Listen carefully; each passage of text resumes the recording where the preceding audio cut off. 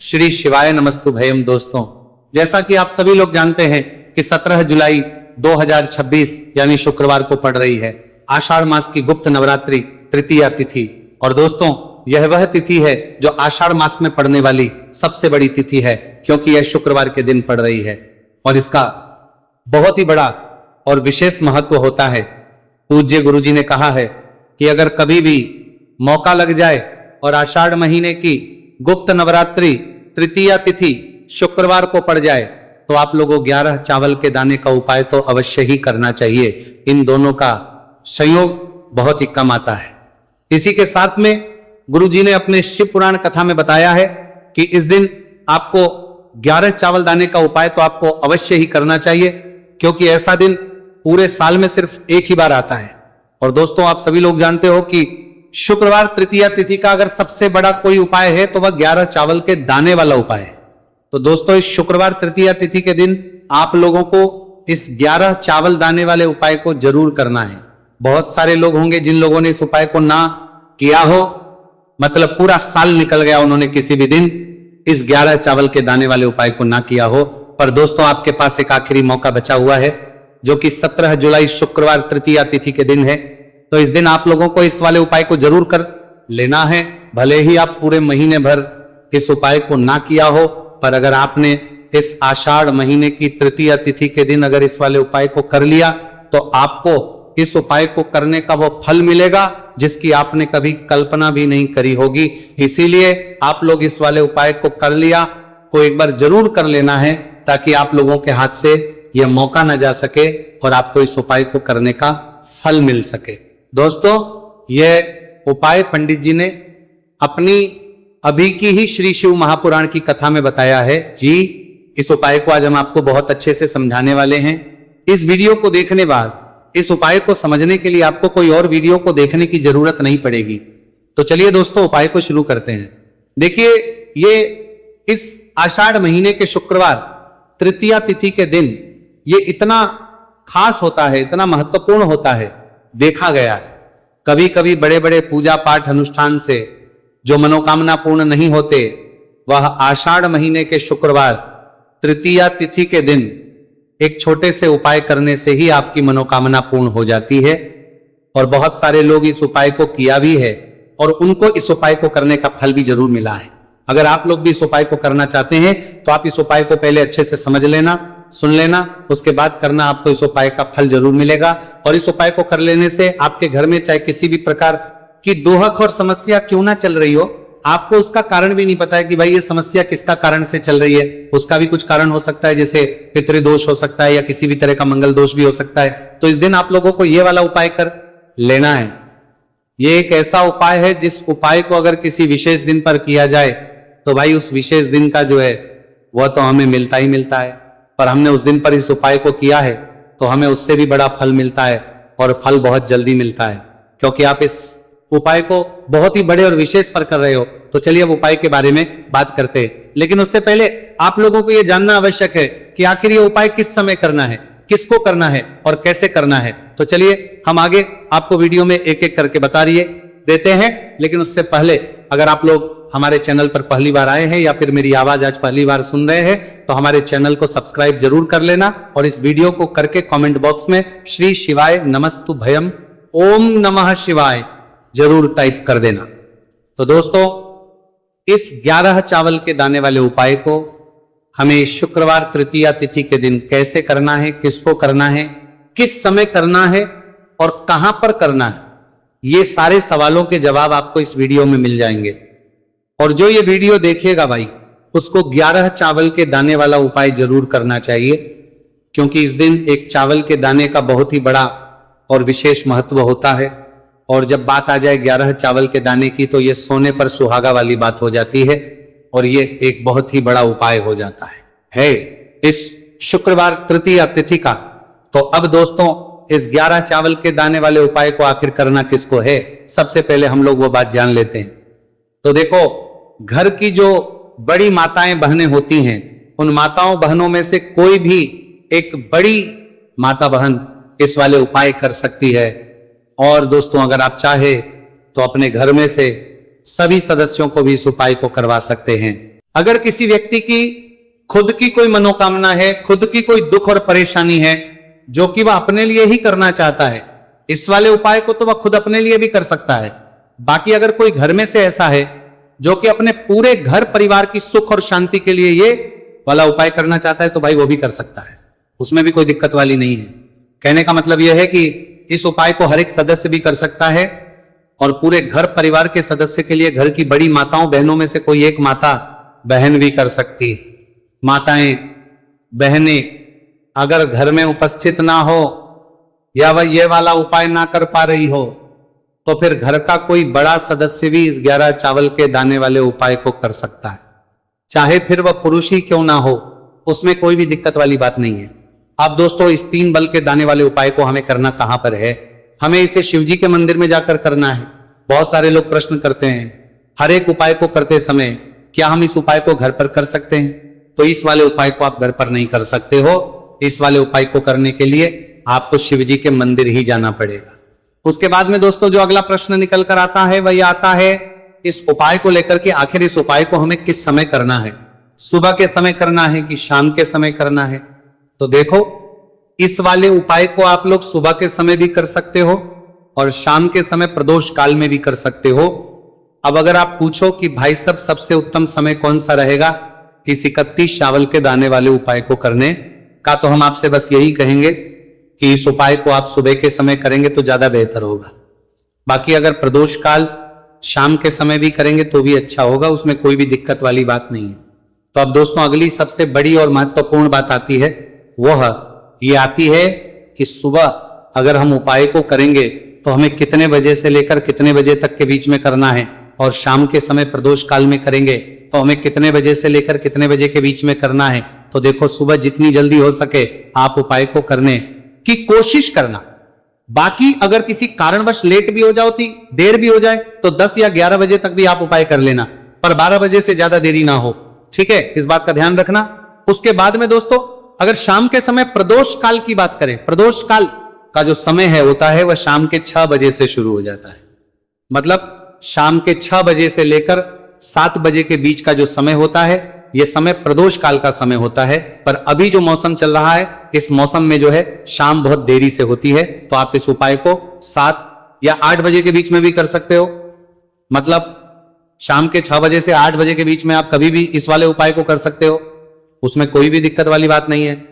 अब दोस्तों यहां पर इस उपाय को लेकर एक और सबसे बड़ी बात यह निकल कर आती है कि इस 11 चावल के दानों को हमें लेना कहां से होता है, और हमें इस उपाय को करने के साथ में क्या और कुछ भी सामग्री ऐसी होती है जो शिवजी के मंदिर लेकर जानी पड़ रहती है। तो देखो यहां पर हम आपको बता दें, सबसे पहले आप लोग ये जान लो कि ये जो 3 चावल के दाने वाला उपाय है, सिर्फ और सिर्फ आप उपाय की सामग्री लेकर कभी भी शिवजी के मंदिर मत जाना, क्योंकि हमें भगवान के सामने ये नहीं दर्शा है कि अगर हम भगवान शिवजी के मंदिर आए हैं तो अपने फायदे के लिए आए हैं। तो इसलिए जो भी पूजन सामग्री है, उपाय सामग्री है 11 चावल के दाने, इसके साथ में आपको पूजन सामग्री भी जरूर लेकर जाना है। देखो अगर सुबह के समय उपाय कर रहे हो तो सीधी सी बात है 1 लोटा जल तो आप लेकर जाओगे ही जाओगे। वही 1 लोटा जल अगर मिट्टी का जल हो तो बहुत अच्छा रहेगा। मिट्टी का जल कैसे बनाता है इसके लिए हमने पहले से बहुत सारी वीडियोस बना दी है आपके पास। इस दिन एक आखिरी मौका रहेगा, मिट्टी का जल शिवजी पर चढ़ने का और उपाय को करने का बहुत बड़ा आपको इस दिन फल मिलेगा। तो इसीलिए इस दिन हो सके तो भाई मिट्टी का जल चढ़ाना, तो अपने साथ में कम से कम 1 लोटा जल तो आपको लेकर जाना ही जाना है। अगर मिट्टी का जल नहीं है, मिट्टी का जल नहीं है तो घर का जल भी आप इस्तेमाल कर सकते हो। इसके अलावा जो भी पूजन सामग्री है, देखो 11 के दाने ये अलग आपके रहेंगे और जो आपकी पूजन सामग्री रहेगी वो अलग रहेगी। पूजन सामग्री में आप जो भी चीज लेकर जाना चाहे वो लेकर जा सकते हैं। एक बेलपत्र भी लेकर जा सकते हैं, उसमें कोई भी दिक्कत वाली बात नहीं है। वहीं अगर हम बात करें शाम के समय की, तो शाम के समय शिवजी पर जल नहीं चढ़ता है, इसीलिए शाम के समय आप लोग एक दीपक तैयार कर लें जो कि गोल तीखा आटे का, शुद्ध देसी गाय का घी का होगा, है ना? इस बात का आप लोगों को ध्यान रखना है। और इस दीपक को आपको घर से जलाकर नहीं लेकर जाना है, भगवान शिवजी के मंदिर में जाकर ही जलाना है। इस बात का भी आप लोगों को ध्यान रखना है। अब दोस्तों यहां पर हमें इस बात को समझना है कि ये 11 चावल के दाने हमें लेना कहां से है। क्या हमें दुकान से लेकर आना है, या हमें अपने घर से लेना है, या कहां से लेकर आना है, और कौन से चावल लेना है, क्योंकि चावल भी बहुत प्रकार के होते हैं। तो देखो, इन सभी सवालों के जवाब आप लोग एक बात में सुन लो कि भाई जो उपाय है, इस उपाय में आपको ये नहीं देखना है कि भाई कौन से चावल है, कौन से चावल नहीं है। बस जो भी चावल ले रहे हो वो चावल का दाना सबूत होना चाहिए, मतलब साबुत होना चाहिए, टूटा हुआ नहीं होना चाहिए, कटा पीटा नहीं होना चाहिए। यह बात आपको ध्यान रखना है। बाकी आपका चावल बासमती हो या सादा चावल हो या कोई सा भी चावल हो, उसमें कोई भी दिक्कत वाली बात नहीं है। तो सीधी सी बात है कि आपके घर के रसोई घर में जहां पर आप बनाते हो, वहां पर जो भी चावल आपके उपस्थित हो, उन चावलों में से अपनी एक कटोरी भर लेना या एक मुट्ठी चावल अलग से निकाल कर रख लेना, क्योंकि हम 11 चावल ही यहां पर इस उपाय में लेने वाले हैं। तो हमें ये चावल के दाने गिनकर निकालने पड़ेंगे। इस बात का आप लोगों को ध्यान रखना है। तो अपने उस चावल की कटोरी में से या चावल में से 11 ऐसे चावल के दाने आप लोग निकाल लो जो कि टूटे हुए ना हो, कटे पीटे ना हो, कोई दाग ना लगा हुआ हो, है ना। अच्छे साबुत चावल के दाने 31 दाने आप लोग निकाल कर रख लो, और इन्हें किसी भी एक कागज की पड़िया में या किसी एक छोटी सी कटोरी में आप लोग रख लो, ताकि ये सुरक्षित रहे, आपके एक भी चावल का दाना इधर उधर ना हो और आपका उपाय भी पूरा अच्छे से हो जाए। तो भाई जैसे ही आपका उपाय की जो सामग्री है, 11 चावल के दाने ये तैयार हो जाते हैं, उसके बाद में आपको जो भी अपनी पूजन सामग्री है, सुबह समय कर रहे हो तो 1 लोटा जल और 1 बेलपत्र या पूजन सामग्री जो लेकर जाना चाहो उसकी भी तैयारी कर लेना। और शाम के समय जा रहे हो तो भाई अपना जो दीपक है उसे तैयार कर लेना, ठीक है। और उपाय को करते समय शुद्धता का विशेष रूप से ध्यान रखना, ठीक है। सुबह सुबह स्नान करने के बाद ही उपाय को करने की आप लोग तैयारी करना। उसके बाद अगर शाम के समय की बात करें तो शाम के समय आपको स्नान करने की जरूरत नहीं है, पर शुद्धता ध्यान रखना है। आपको स्नान तो नहीं करेंगे, आप हाथ मुंह धोकर भी इस वाले उपाय को शाम के समय प्रदोष काल में कर सकते हैं, इसमें कोई दिक्कत वाली बात नहीं है। तो आप अपने उपाय की पूरी सामग्री तैयार करके आपके पास ही में जो आपका शिव मंदिर हो वहां पर पहुंच जाइए। सबसे पहले शिव मंदिर में जाकर आप लोगों को उपाय नहीं करना है, पहले भगवान के दर्शन करना है, भगवान से आशीर्वाद प्राप्त करना है, फिर शिव जी की शिवलिंग के पास में आना है। शिवलिंग के पास में आने के बाद जो पूजन सामग्री लेकर आए हुए हैं, जैसे कि सुबह गए हुए होंगे तो 1 लोटा जल और जो भी पूजन सामग्री लेकर आए हैं, आप उनसे भगवान शिव जी की पूजन कीजिए। सबसे पहले तो 1 लोटा जल ही चढ़ेगा, फिर आपको एक बेलपत्र श्री शिवाय नमस्तुभयम का जाप करते हुए शिवलिंग पर चढ़ा देना है। उसके बाद में आपकी पूजन सामग्री चढ़ेगी। उसके बाद में अगर दोस्तों शाम के समय अगर आप इस उपाय को कर रहे हो तो अपने साथ कम से कम एक जो दीपक है गोलबाती का, जो आप अपने साथ में लेकर गए हो, उस दीपक को मंदिर में जाकर अपनी माचिस से जलाना है और उस दीपक को शिवलिंग के पास में रखना है, ठीक है। इस दीपक को रखने के बाद ही आप लोगों को अपना ये वाला उपाय शुरू करना है। और दीपक को ज्यादा पास में मत रखना, वैसे भी गर्मी पड़ रही है, भगवान शिव जी को आंच नहीं लगनी चाहिए, है ना। तो भाई जैसे ही आपकी पूजा अर्चना हो जाती है, आप भगवान शिव जी को प्रसन्न कर लेते हैं। उसके बाद शिवलिंग के पास ही में आप कहीं पर बैठ जाइए, सामने या आसपास जिस जगह पर आपको बैठना हो वहां पर बैठ जाइए और अपने वह 11 चावल के दाने अपने सामने निकाल कर रख लीजिए, क्योंकि अब यहां पर उपाय को यहां पर करने की आपको तैयारी करना है। और इस तरीके से जब आप उपाय करेंगे, पूजन सामग्री चढ़ाने के बाद, पूजन अर्चना करने के बाद, तो आपको उपाय का फल बहुत जल्दी और बहुत होकर मिलेगा। तो अपने चावल के अपने सामने निकाल कर रख लेना। और ये जो उपाय है ये आपकी सीधे हाथ की हथेली से होगा, इसलिए इस बात का भी विशेष रूप से ध्यान रखना है। तो सीधे हाथ की हथेली का प्रयोग करके ही आप लोग अपना इस वाले उपाय को करना। अपने सामने जो भी आपके कागज की पुड़िया है उसको खोलकर रख लो, या कटोरी है तो भाई उसे अपने सामने रख लो और अपने वो 11 चावल के दाने निकाल लो, ठीक है। उसके बाद में दोस्तों अब आपको क्या करना है कि शिवलिंग आपके सामने होगी, तो आपने वो 11 चावल के दाने एक एक करके जहां पर आपने बेलपत्र चढ़ाए हैं, आपको शिवजी के शिवलिंग के ऊपर चढ़ाना है। कहां पर चढ़ाना है? शिवलिंग के ऊपर चढ़ाना है, और कहीं पर भी नहीं चढ़ाना है आपको। अपने हथेली से तो शिवलिंग के ऊपर चढ़ाना है, भले ही फिर वो अपने आप जलाधारी पर गिर जाए, ये मतलब वहीं पर गिर जाए, उसमें कोई दिक्कत वाली बात नहीं है, पर आप चढ़ाओ शिवलिंग के ऊपर।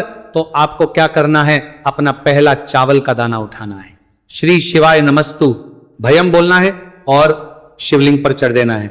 इसी तरीके दूसरा चावल का दाना उठा है, शिवलिंग पर चढ़ना है और मंत्र बोल देना है। और फिर तीसरा, चावल का दाना उठाना है, श्री शिवाय नमस्तु भयम बोलना है और चढ़ देना है। इसी प्रकार से आपको पूरे 11 चावल के दाने एक एक करके शिव जी के शिवलिंग के ऊपर चढ़ाना है और भगवान से प्रार्थना करते जाना है। मतलब प्रार्थना तो आपको आखिरी में करना है, पर हर एक चावल के दाने को चढ़ाते समय श्री शिवाय नमस्तु भयम जरूर बोलना है। उसके ही में यह चावल का दाना शिवलिंग के ऊपर आपको चढ़ाना है। जैसे ही आपके 11 चावल के दाने शिवलिंग के ऊपर चढ़ते हैं तो भाई उसके बाद में आपको क्या करना है, भगवान से अपनी मनोकामना बोलना है। मनोकामना भी कब बोलना है, जब आपका 11 चावल का दाना आपके सीधे हाथ की हथेली में हो और आप उसे चढ़ाने के लिए जा रहे हो। श्री शिवाय नमस्तु भयम बोलकर उस आखिरी चावल के दाने को शिवलिंग के ऊपर चढ़ा देना। भगवान से फिर अपनी वो मनोकामना बोल देना जिस मनोकामना के लिए आप लोग अपना यह वाला उपाय कर रहे हो, जिस भी दुहक और परेशानी के लिए आप लोग अपना यह वाला उपाय कर रहे हो। उसके बाद में जैसे ही आप अपनी मनोकामना बोल देते हो, आपका यह वाला उपाय पूरा हो जाता है। पर दोस्तों, उपाय को करने के बाद आप लोगों को 2 मिनट भगवान शिव जी के मंत्र का जाप जरूर करना है। और मंत्र का जाप करने के बाद भगवान से एक और बार करना है अपनी मनोकामना के लिए या अपनी जो भी दुख और परेशानी है उसके लिए। इसके बाद में आप लोग भगवान को देखकर भगवान से प्रार्थना करके उनसे आशीर्वाद लेकर वहां से उठ सकते हैं और अपने घर पर जा सकते हैं। बस दोस्तों, यहां पर यह वाला उपाय पूरा हो जाता है। इस तरीके से जो भी व्यक्ति छोटी छोटी ची का ध्यान रखते हुए इस 11 चावल के दाने वाले उपाय को करेगा, निश्चित सी बात है उसे उसकी मनोकामना पूरी होगी और जो भी दुख और परेशानी है वो भी बहुत ही जल्दी दूर होंगे। तो दोस्तों, ये थे पूज्य गुरुजी द्वारा बताए गए कुछ बहुत ही खास उपाय। अगर आपको जानकारी अच्छी लगी हो तो वीडियो लाइक करिएगा। मिलते शिवते हैं फिर एक नए वीडियो के साथ। श्री शिवाय नमस्तु भयम।